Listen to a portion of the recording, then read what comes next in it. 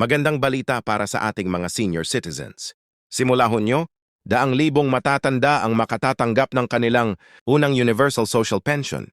Ito na po ang pinakahihintay natin, tulong pinansyal na walang kondisyon direkta sa bulsa ng ating mga nakatatanda. Hindi na kailangang maghintay ng matagal o dumaan sa masalimuot na proseso.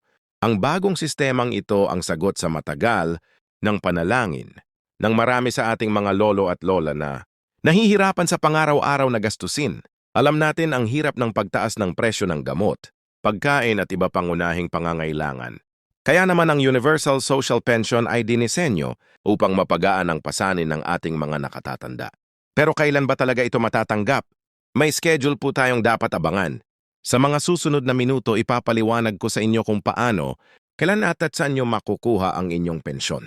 Ibabahagi ko rin ang mga bagong patakaran at ang mga hakbang na dapat gawin para masiguro na makakatanggap kayo ng benepisyo sa tamang panahon. Hindi lang yan. May mga eksperto tayong nakausap para bigyan kayo ng mga praktikal na payo kung paano pinakamahusay na magagamit ang pensyon na ito mula sa pag-budget hanggang sa mga mahahalagang bagay na dapat unahin. Kaya bago pa man natin simulan ang detalyadong talakayan, hinihikayat ko kayong i-like ang video na ito, i-subscribe sa aming channel para sa mga regular na update tungkol sa mga benepisyo ng seniors. At huwag kalimutang mag-iwan ng inyong mga katanungan at komento sa ibaba. Kung may kakilala kayong senior citizen na makakaalam mula sa impormasyong ito, ibahagi niyo ang video na ito sa kanila. Sama-sama tayong tumulong sa ating mga nakatatanda. Ang Universal Social Pension ay isa sa mga pinakamahalagang programa ng gobyerno para sa ating mga senior citizens.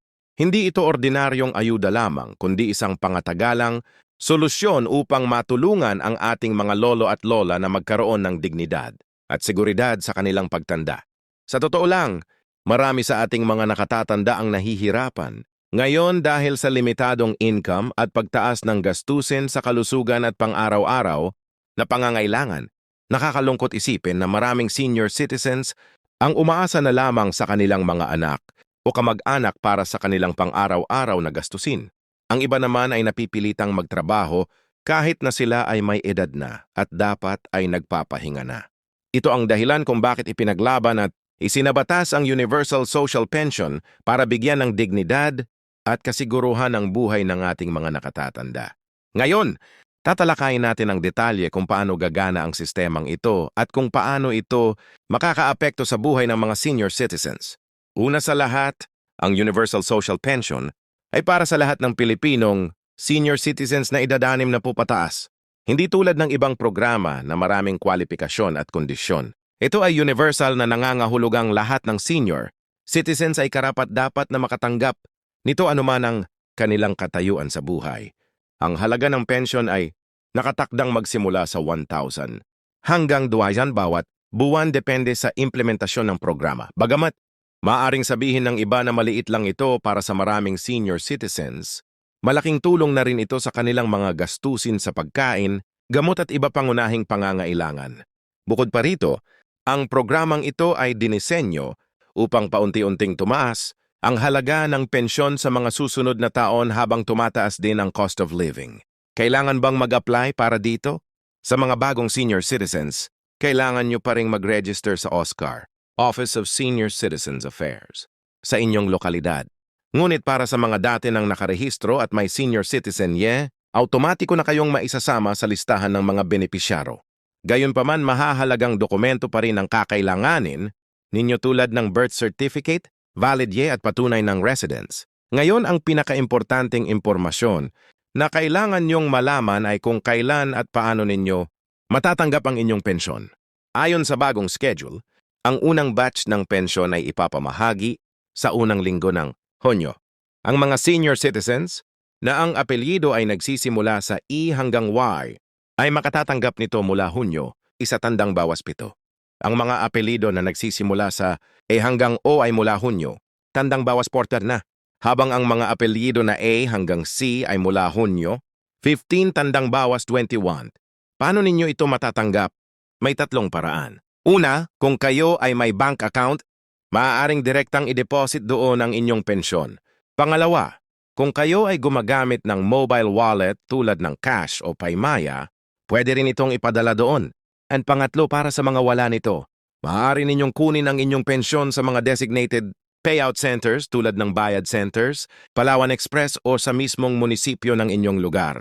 Mahalaga rin na malaman niyo na may verification process na gagawin upang masiguro na ang tamang tao ang tatanggap ng pensyon.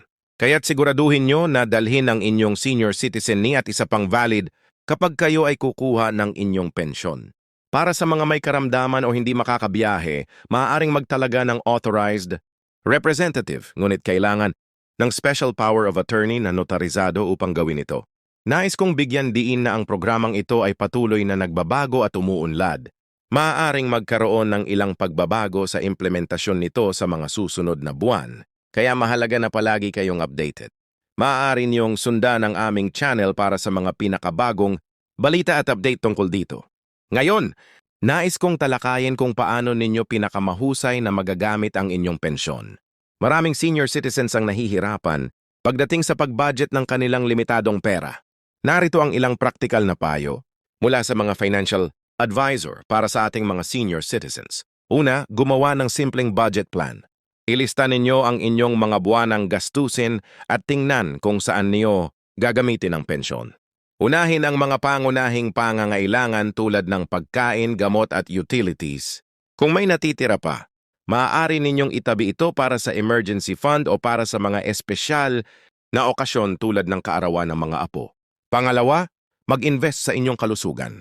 Gamitin ang parte ng inyong pension para sa regular na check-up at para sa mga gamot na kailangan nyo. Kung may PhilHealth kayo o iba pang health insurance, alamin kung paano nyo ito mapapalawig o mapapahusay paggamit ang parte ng inyong pensyon. Pangatlo, huwag mahiyang humingi ng tulong sa pamilya o sa mga propesyal pagdating sa pag-manage ng inyong pera. Maraming libre o murang financial literacy programs para sa mga senior citizens na inaalok ng mga sa tilang financial institutions. Pang-apat, mag-ingat sa mga scam at panloloko. Sa kasamaang palad, maraming masasamang loob na nagta-target sa mga senior citizens lalo na kapag alam nilang may natanggap kayong pera. Huwag ibigay ang inyong personal information, Y-codes o password kahit kanino. Huwag din pumayag sa mga investment opportunities na nangangako ng malalaking kita sa maikling panahon.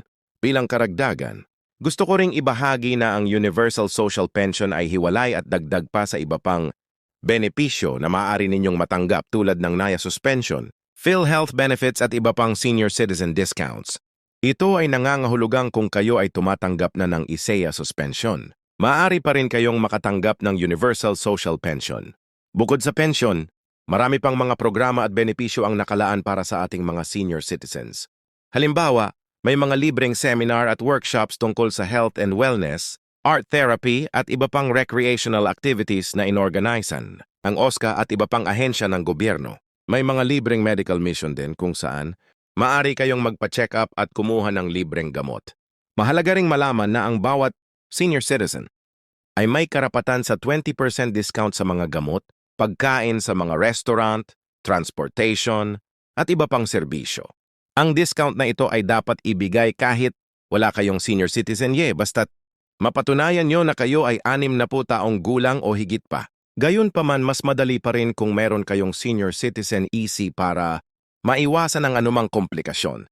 Para sa mga senior citizens na interesado sa paghahanap buhay, may mga programa rin ang DOL at TESDA na nagbibigay ng training at employment opportunities.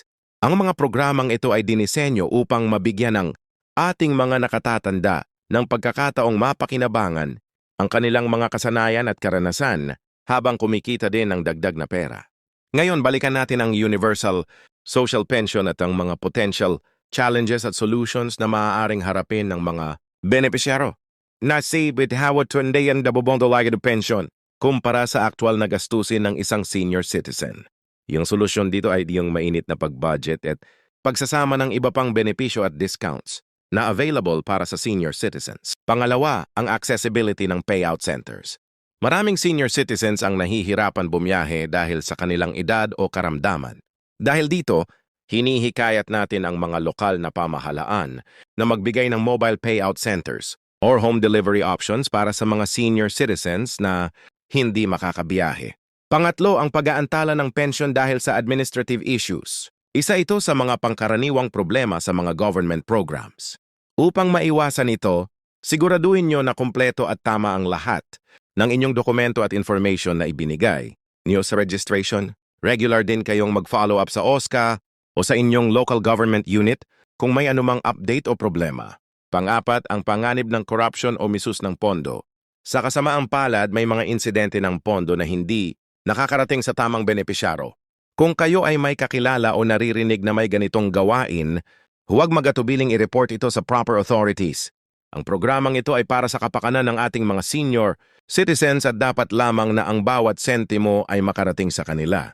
May mga positive changes din na inaasahan natin mula sa implementasyon ng Universal Social Pension.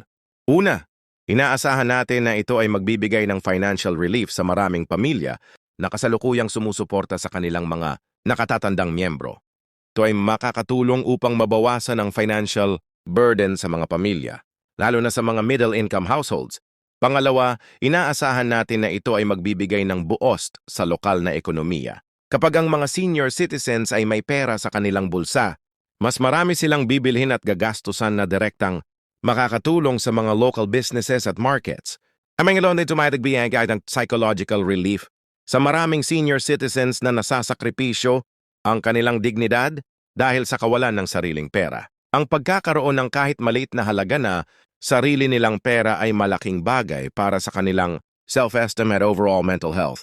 Marami sa ating mga senior citizens ay nag-aalala tungkol sa kanilang legacy at kung ano ang maiiwan nila para sa kanilang mga apo at susunod na henerasyon